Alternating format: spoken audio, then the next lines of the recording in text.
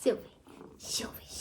Hello and welcome to this week's reading vlog. This week I read a total of this many books and I've decided not to be too personal on here anymore. I think I'm going to just mostly keep this to book talk, so to speak. I'll just give you little updates, but I think I'm going to keep the more like personal stuff to my other channel with my monthly updates of what happened in my life rather than seeing me on that day going through it, you know? So this week I just read whatever book I felt like, whatever I had on hand.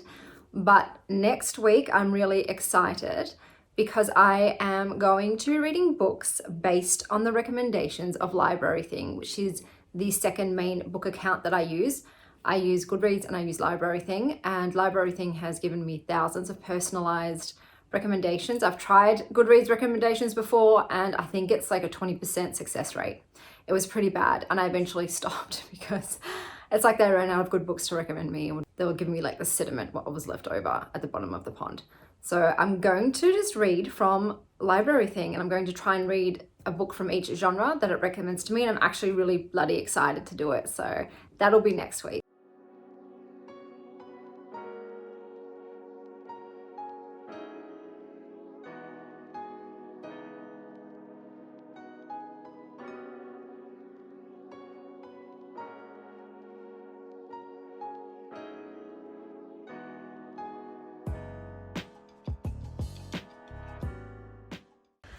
Okay, so I've just read The Passion by Jeanette Winterson. One of my best friends recommended this. This book was not for me.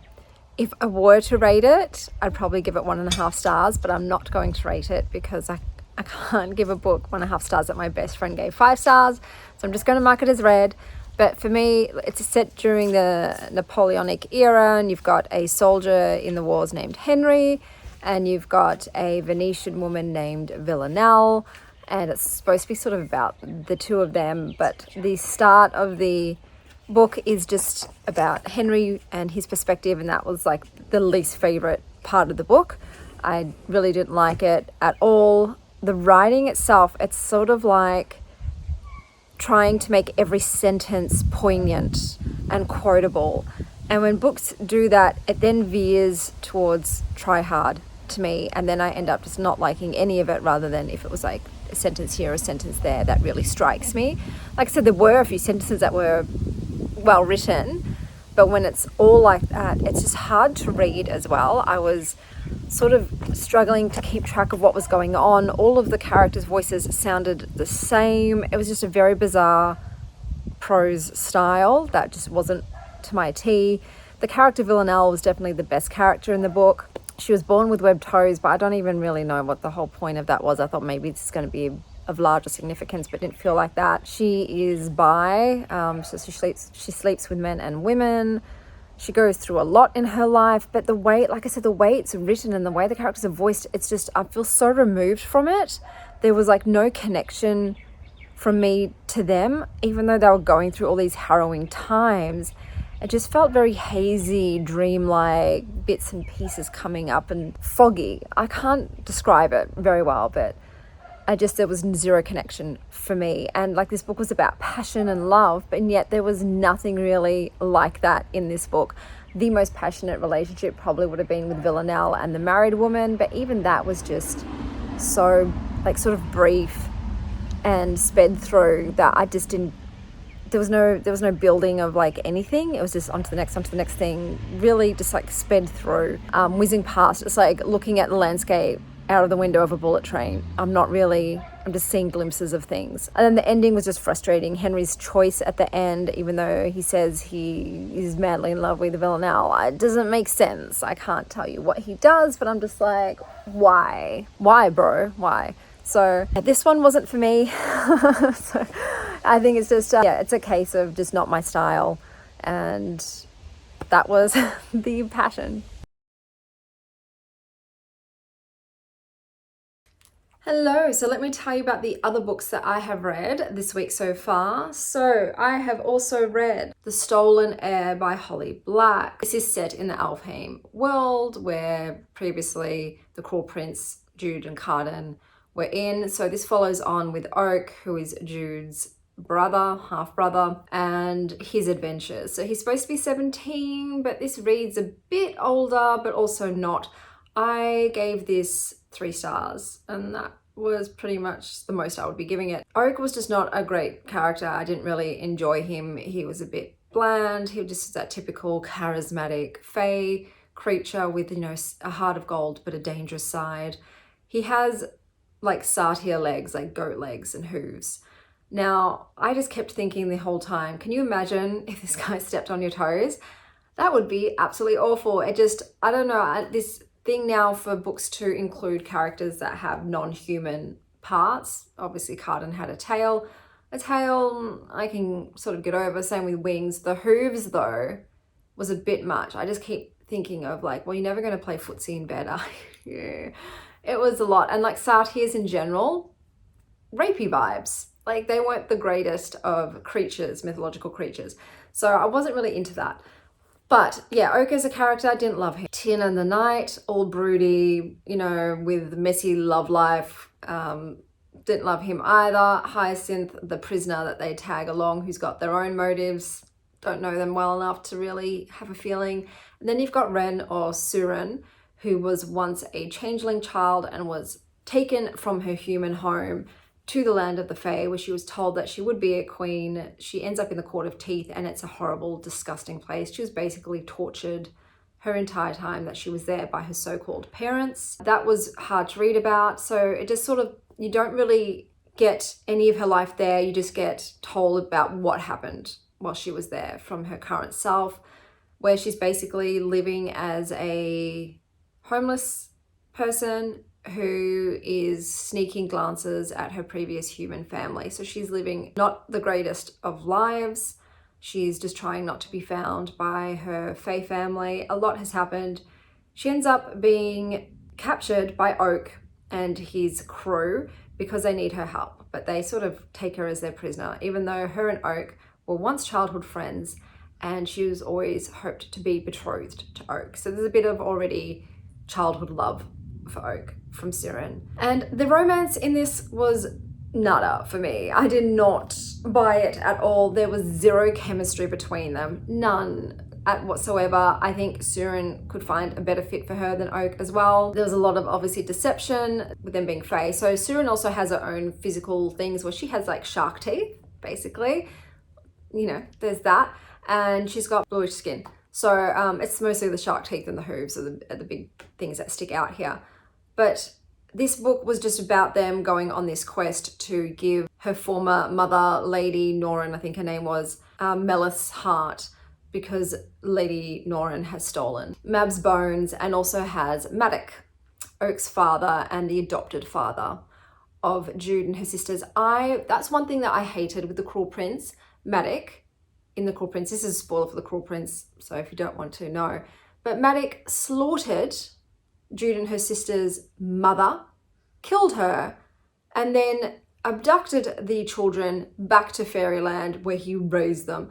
The kids were old enough to remember their mother, to remember her being murdered by this man, and yet in the future they still have a fondness for him. I'm sorry, but the minute that I was powerful enough to kill this dude, he would be killed. I just cannot understand how they've sort of forgiven him for brutally murdering their mother and like essentially ruining their lives. They had a happy life, a happy home life in the real world with their mother and adopted father. Redcap comes along and just brutalizes everything. So I never understood their affection for him whatsoever. Severe Stockholm syndrome, pretty much. Look, I didn't love this book. The twist at the end, I saw it coming a mile away. And because this does also hinge quite on the relationship with Oak and Surin, because it fell flat for me, this book has very little substance. The only reason that I'm going to continue with the series, possibly, I'm not even that sure about it, is for more glimpses of Jude and Cardan. That was the best part of this book, all the mentions of Jude and Cardan. So yeah, it wasn't great. There was nothing really to it. It felt like a novella, even though it's not a novella. It just really felt like a novella, like a little side story in amongst like a greater story. But no, this is the meat and it's dry and measly. So that was that one. And then I read this book by Carissa Broadbent. I forgot the name, Serpent something, but this is the book that I read. I loved Carissa Broadbent's Daughter of No World series. Loved it. And I thoroughly enjoyed this one as well. So I gave this 4 stars. In this book, I've already forgotten everyone's names. I'm very sorry. But the main protagonist is sort of given the nickname of like Little Serpent. She is a human that was saved by this vampire king and brought to live in his world, where he's trained her to be this absolute weapon, even though she is still human. And then she enters this tournament where she can get a wish from the goddess Nyaxia to grant her to be her father's crochet, whatever it's called. Basically, he's like bonded partner, not in a gross way, just in they share magic. So she'll have his powers and he'll have hers. And she won't be as weak as she is because she lives in a vampire world as a human, where human are treated like livestock. So she goes into this tournament and she meets these other 2 vampires that are not like the other vampires. It's like something about them that's different. So the main dude's name is Reid, and his female, quirky, bubbly friend is Misha, who's just a little cinnamon roll. So it's a very, it's a very typical sort of setup with, you know, the found family. Through the course of the trials, of course, trust is formed and romance, you know, sparks. And look, I'm not mad at the romance. The romance was kind of good, but also not really fully developed. Like, it was on its way there, but there wasn't enough tension, romantic and sexual tension build up before they became a couple. For me, I needed some more moments. Even though they were together for many months at a time, competing these trials, it just felt like there wasn't the foundation there for me personally. It ends in a twist and all this stuff is found out. I can't spoil it. Some of it I predicted, some I did not. I'm still not here for her adopted daddy. That's all I'm going to say. I don't think that's a healthy relationship. And regarding her and Rain and what happens there, I think they'll work it out. I think they will. Like, they're obviously the end game. So I will continue reading the series because I enjoyed it. It was just a lot of fun. It wasn't like absolutely amazing, but I still had a good time reading it, and I will want to see how it continues. So I'm just going to set up the next bit for you. I read all of these books in the one day, and then I waited 2 days to talk about them, and then sprinkle a bit of brain fog on top. And what you get is a bit of a chaotic review where there are large chunks missing. So I apologize for the moth-eaten reviews that are coming up. I will make sure not to do it again. And then I read The Darkening, and I've given this 3 stars, and I think that's being generous. So in this world, there's this like sandstorm, demonic sandstorm, which spits out these shadow demons that have just been decimating this world. So there's a center, you've got the city, and then you've got all these other outer rings, like the ones that are further out, like the peasants. And the first circle is obviously the royalty, because the sandstorm is around the edges, encircling it, and has destroyed the 6th circle, and it's destroying the 5th. So the main protagonist is in the 5th circle. She's with a lot of these orphans or outcasts that are called storm cursed, because they've touched the sandstorm and have become deformed in some way, even just a pinky, and they've cursed, and society doesn't want them. So her and her father are living in this home for the unwanted, and the fighters, I've forgotten their names, I think they're like wardens or something like that, come to battle the storm. So they use magic. They use this, like, the magic system in this is a bit confusing. There's like these, I'm going to say runes, they're not really runes, but they're called iconocans. I'll write the word, I've forgotten the name already. And you have to like draw them to activate them, and it's using like the essence of the word as magic. So it's one of those things, and you can create new ones by combining them, but the magic is not allowed to be practiced by anyone who's not in this like mage, in the king's like mage clan. So naturally all the poor people are left defenseless unless the mages decide to try and help them. So they come, Raya is there, she sees a mother and child out, and she tries to save them. And I say tries because she's got no skills. This is a case, once again, this is of a parent who has great power and chooses not to teach it to the child because that will endanger them. I hate this trope. It drives me nuts. So her father is like this master dude who actually creates his own, runes and is above and beyond anybody else's skill level. But has he taught his daughter any of this magic to protect herself? No. And that's what I hate. Like, in this world, he's eventually going to die. And he's basically allowing his daughter to just be at the whim of the sandstorm demons. It's like, why wouldn't you teach your child a skill that is necessary for survival? It boggles my mind. I hate it. I hate it so much. So he's refused to teach her.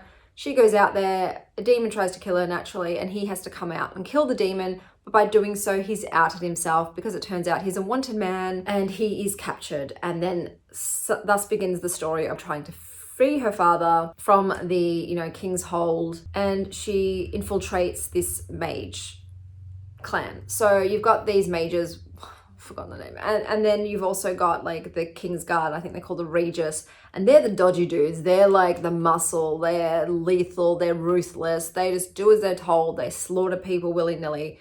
Whereas the magicians seem to have some sort of code of ethics and are trying to make the world better. Straight out the gate, she meets this group of 3 dudes. That's who she's training with. You've got the prince, Darkening or something like that. I'm sorry, guys. I read these books a few days ago and I've forgotten. You've got another dude named Cass who's just snarky and really pretentious. And then you've got I can't remember his name was Isaban, but which is like a cat dude, and instantly you love him. So he's been storm cursed. I think he was in his mother's womb when her mother was cursed, and so he came out with like cat features. And I love him. He's fantastic. His sort of sexuality is also ambiguous. He's just a great character, and I'm honestly saying that that's the person I would have shipped as a romantic interest. However, we all know it's going to be the prince. It's always the goddamn prince. It's never just someone random that is also just a great character. It's always the boring, broody, troubled, but heart of gold prince. I didn't like the dude at all.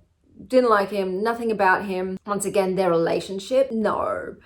Wasn't here for it at all. There was just a very weird power dynamic, so much deception. Just no chemistry once again. I didn't enjoy it. A lot of stuff does go down. But the problem with this book is it is freaking confusing.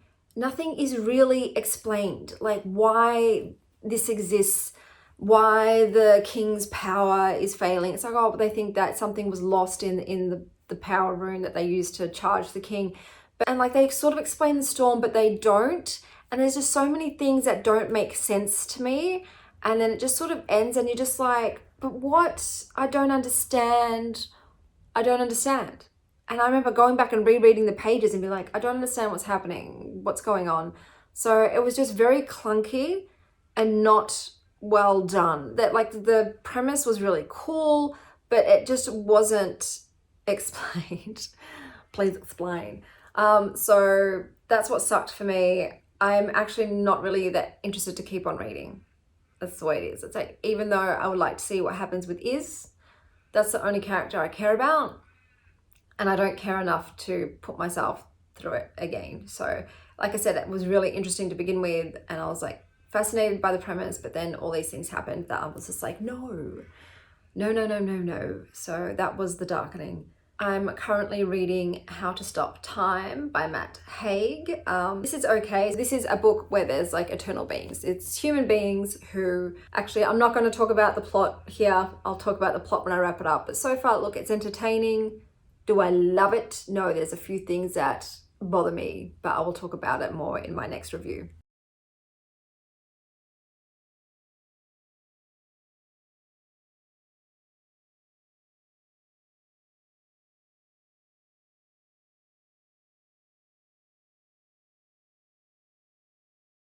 So I just read How to Stop Time by Matt Haig. I've given this 3 stars. It's about a man named Tom. He has this condition where he ages 1 physical year for every 15 years he's alive. And it started around the age of 13. So at 13, he stopped aging physically and would only age up every 15 years. So when he was 28, he would look like he was 14, and so on, so on. The biggest issue I had with this was First of all, how are you going to have a relationship with a regular person if you be looking like you're in your teens and they'll all eventually be in their 50s and 60s? It's not going to work, man. And the second issue is that why wouldn't you just date other people like you? So in this novel, there is an albatross society, which is made up of people who have the same condition. So you have a society where you know other people who also age like you. Why wouldn't you date them? That would make sense, wouldn't it? But it's not even brought up once as an idea. Like, maybe I should look at the other people that have the same thing as me and aging at the same rate as me and be like, date them. No, didn't even come to mind. Also, this book is a bit ridiculous. So the Albatross Society, the man that founded it, seems to be the only dude out of them that's amassed wealth. So all these other people have been alive for hundreds of years. So their lifespan does seem to peak at 950 years of age. They are prone to obviously accidental death. So anything involving head injuries and heart injuries will kill them, but they are immune to diseases, it seems. So there's a lot of these people, all of them hundreds of years old. You think there'd be a bit more wisdom, is what I'm saying. And in terms of this Albatross Society and what it expects of you, I would have thought there would have been an uprising very quickly into it, but there wasn't. Everyone just went along with it, and that makes no sense to me. In this book, he also has a daughter who he's been trying to find, but he's also kind of not trying to find her. Like, he sort of just goes about his life and he's like, I just want to play music and I just want to be a history teacher. And the other unbelievable thing in this is that he knows everyone that is famous in history. So he was pals with Shakespeare. He was best buds with Scott F. Fitzgerald, and that is not believable to me. Just because you were alive in that same historical time doesn't mean that you personally know all the world's famous historical figures. I hate it when books do that. Like maybe one of them you happen to meet and be in the same place at the same time with and form a relationship with them, but multiples? Nah, bruh. Like, stop shit talking. So this book didn't quite hit the notes I needed it to hit for me. There was just too much silliness and just illogical stuff in it. And it was still entertaining. It's easy to read. His writing style is very easy to read. Even the back and forths in time, going back to the past and back to the future were fine. But it just didn't sit right. I'm like, these people have been alive for hundreds and hundreds of years and they're doing dumb shit still. So I know they're human, but like, no. So that was How to Stop Time.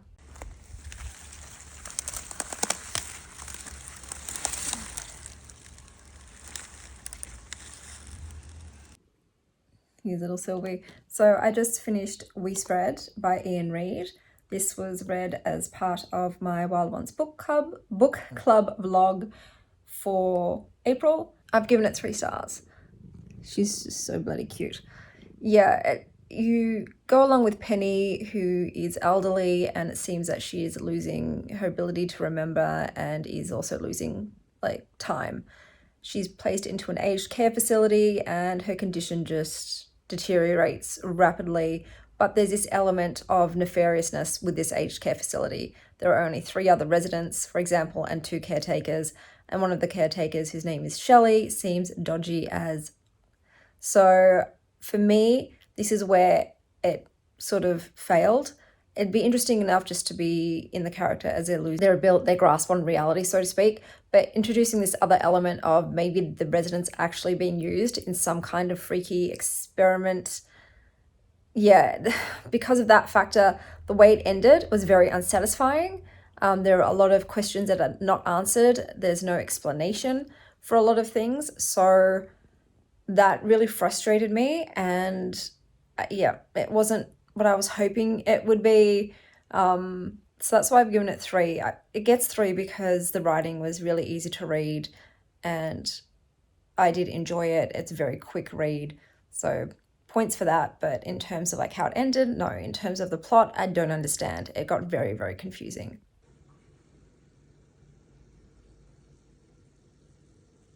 The Future is Analog, and I've given it 1.5 stars. I just had a very contrarian opinion to the author. So the author is advocating for like an analog future. The example that the author uses to show you that tech living is bad is the pandemic lockdowns. My friend, working from home, shopping online, and learning remotely are not the reasons why that was an absolute shit time and everyone was miserable and depressed. It was the fact that we were locked down, that we weren't allowed to go and see any friends and family. I know in Australia, in Melbourne, we had a very severe lockdown. I know everyone's lockdowns were different, but where I lived, we weren't even allowed to take our children to a park or a playground. We could only travel 5 kilometers from our home to the grocery store, to the doctor basically. And at 8 p.m. every night, we had a curfew where you had to be in your house. And you really were only allowed to go out for like an hour a day to do the things that you had to do, then you had to go home. And most Australians also lost their jobs completely. Not everyone can do their job from home. And those that could not were out of work, not earning an income, not getting any money in. And that is the reason why that time sucked balls, not that we were online. So I could not agree with anything he was saying, basically, because you can't use a lockdown as the example of why tech is bad. People were upset and depressed because they had their freedom taken from them and they were put in isolation. In Melbourne, we were told, when you go to the grocery store, if you happen to see your mother there, do not go up to her and talk to her. She doesn't live with you. You cannot speak to her or interact with her in any way. It doesn't matter that you haven't seen your mother for 6 months. Tough shit, talk to her on FaceTime. So yeah, that's my opinion on that. I don't want to talk more about it because I'll just get fired up. I cannot talk about lockdown. For me personally, doing stuff online has been an absolute godsend. I was an essential worker during the time of the pandemic. I ended up leaving that job because of the COVID protocols and the quarantine procedures and everything else that I had to do while working that job was just not what I wanted. The culture of the job changed really dramatically with that and became this toxic environment, and I had to leave, and I started working from home, which was terrifying at the beginning. But let me tell you, I don't know if it's because I am an introverted, neurodivergent person who has social anxiety, but being able to work from home and do all of my shopping online and have my doctor's appointments online and even do my exercise like yoga online has been liberating. It has been amazing. My mental health and emotional well-being have never been better. It saves me time, which is the most precious commodity that you have in this world. It saves me money. It saves my mental health and my well-being, because interacting with a lot of human beings is absolutely exhausting for me, and it triggers my fight or flight, and I don't like doing it. It's also a better environmental impact because I'm not driving around everywhere. I'm buying less, because if I don't go to the grocery store, I'm not going to be picking up every random thing that catches my eye. Like, there's new products, I'm not going to notice them. Online, you don't see that. You just type in, I need apples, and you buy some apples. So, like I said, it's amazing. Yes, he talks about, though, that the online shopping has ruined local businesses and it's all about Amazon. That's not always the case. I am going to say that this book did also wreak a bit of privilege. This author, for example, during the lockdown, he and his family went and stayed at his mother-in-law's gigantic lake house where everyone had multiple rooms and he could go skiing and hiking and swimming every single day. So I really don't also think that, and he also kept his job. He was able to do his job online. So I really don't think that his experience of the pandemic is, really the one to rule all others. He was still upset about it. For me, I am also someone who's fortunate enough that during the lockdown, I have a backyard. I have never been more thankful in my life that I have a home with a yard than during the pandemic. My heart seriously broke for every single family that lives in an apartment, which a lot of people do, and have no yard, when they were told too that they couldn't even take their children to the park or playgrounds.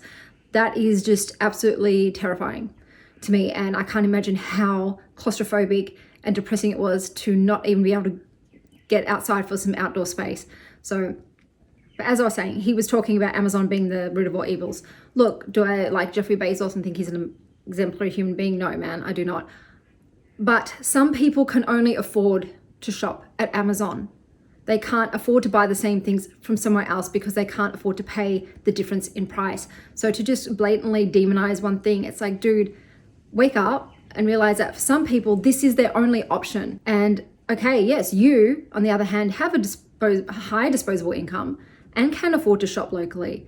So for me, it's just like, if you can afford to shop locally, then yeah, go and shop locally. But if you cannot, don't feel guilty about it and feel like, you're a horrible human being for supporting Amazon. Man, you're doing the best you can with what you have, okay? And yeah, even though I do my shopping online, because I can afford to pay $10 more for a book from a local bookseller than buying it from Amazon, I buy it from the local bookseller. Most businesses around here have online websites now, so I don't even have to go to them in person, buy it online, or I can just walk down and do a click and collect. So that is what I tend to do. But like I said, being able to work from home and do all these things from home has just given me so much safety and comfort. But the reason that I also love doing these things is because I have the freedom now. If I want to go and meet up with a friend in person at a cafe, I can do that. If I want to go and take my children to the playground, I can do that. If I want to go and support a local theatre play, I can do that. So that's the difference. For me, the future isn't tech, neither is it analog. It is the freedom to choose which you prefer. If you have a job that can be worked from home, you should have the freedom to choose to work from home or to go into the office or to do a hybrid of the two.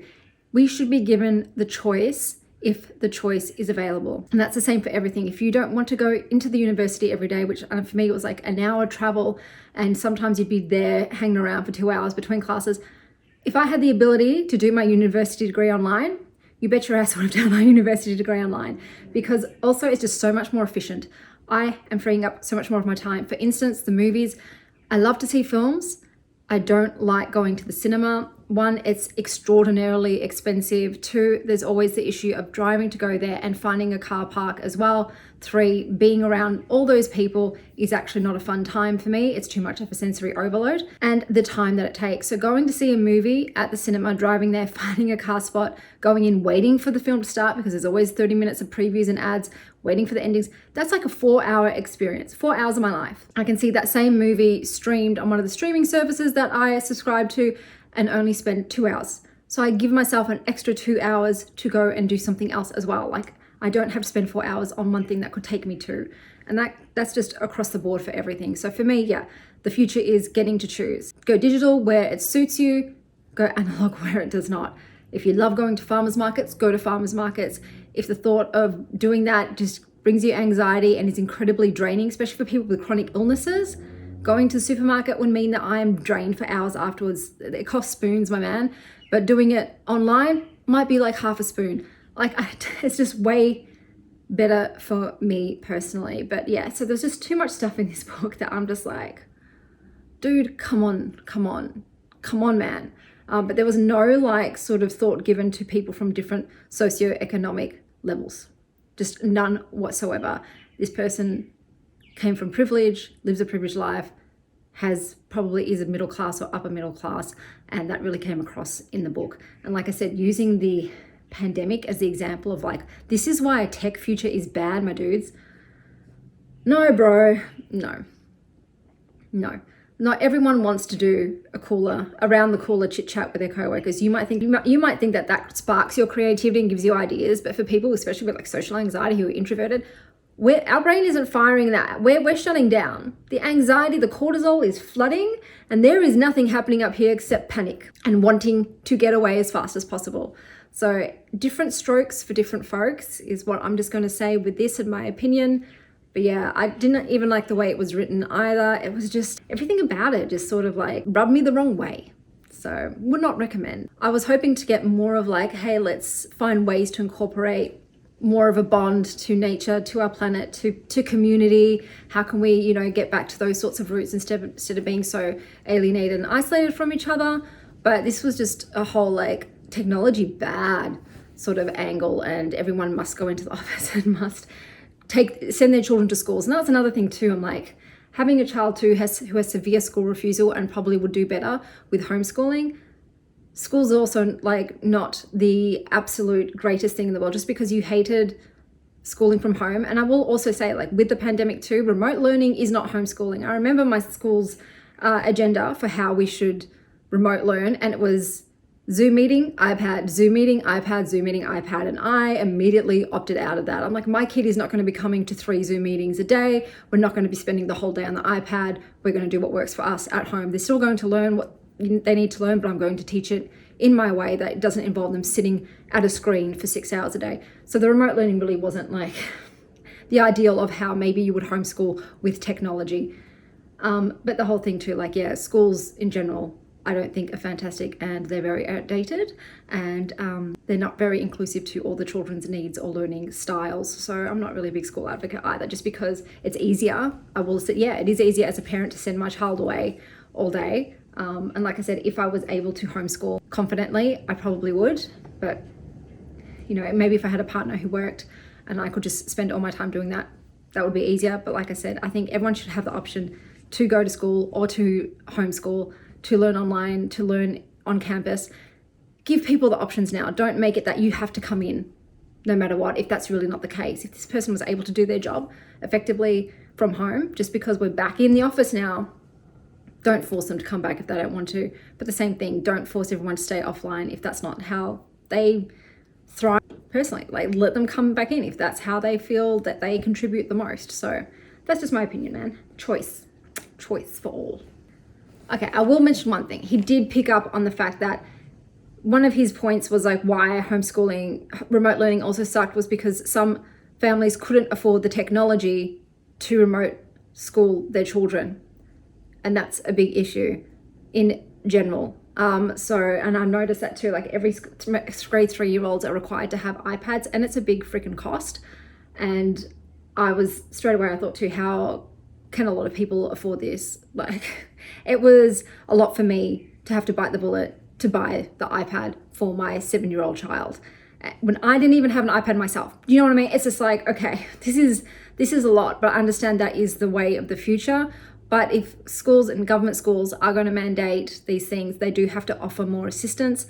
I'm sure maybe there is assistance plans, but it's not really just given straight out like, hey, we've subsidized the cost of this. Like, I think that's the way a government needs to go, is they need to subsidize the cost of these things if they're requiring families to buy them, or they need to have a rental scheme where families only pay maybe like $30 a year to loan out an iPad for a year. I don't know, I just feel like a lot of the taxpayers' money really should be better allocated in terms of education and health. I feel like those are very two important things. Yes, infrastructure maybe as well, but I think a lot of our money goes to other things that really don't benefit the whole of society and only benefit the top elite. So that's just my opinion. But I'm not going to get talking about that, but I just thought the author did mention that kind of socioeconomic issue with the remote learning. But yeah, there was just a lot of this was a bit tone deaf. I got a new orchid for my room. I think I'm gonna call her Francesca. She beautiful. Speaking of beautiful, hello darling. So I just finished reading The Chilling Effect. This is sci-fi, and I've given it 2 stars. It just did not do it to me. It didn't do it for me at all. And the biggest issue that I had with this was that on the front cover it says psychic cats. Psychic cats. And I was like, oh, you got me. Where are the psychic cats? There were very brief mentions of psychic cats, and that's all. That's all. You can't cat bait me, man. You cannot cat bait me, bro. So I was pretty peeved with that. Besides that, it's just what's this story about? There's a captain, I think her name was Eva. She's got a crew, and she was like looking for someone that used to be on her crew. And then she gets sort of caught up with this mission where they got to like take down the fringe. I think that's what they were called, like the bad guys. But who's a bad guy and who's a good guy? And she's got complicated relationships with her sisters. And there's a romance. The romance though, so bad. There was nothing. Forget about like there's no slow burn, but there's also, it's not like there's anything. It's just all of a sudden she's just having sex with this man, and there's no like discussion of their relationship. There is no on page like really dialogue between them that would insinuate to leading to them having sex. It was just, what, they're having sex? Why are they doing this? I didn't feel any sort of attraction, tension, teasing. There was nothing. And it was just, they were having sex and they were done. It was so bizarre. It was the weirdest like romance sex I've ever read in a book. It did like less than nothing for me. It was just like, I'd rather not have any of that in here. And I'm a smut queen. I'm a slut for smut, okay? And in this, I was just like, please don't. I don't want this. If this is what you're offering, I'd rather starve, thank you. So the characters weren't engaging. I didn't care about any of them. The plot wasn't engaging. The writing was very lackluster. So this just did not have it for me. And look, I can see why maybe some people like it. It was making an attempt at like humor, you know, sort of like Firefly-esque, but it didn't deliver. So not for me, not for me. So those were all the books that I read this month. I hope that wherever you are having a glorious morning, afternoon, or evening. And as always, stay wild, Star Child.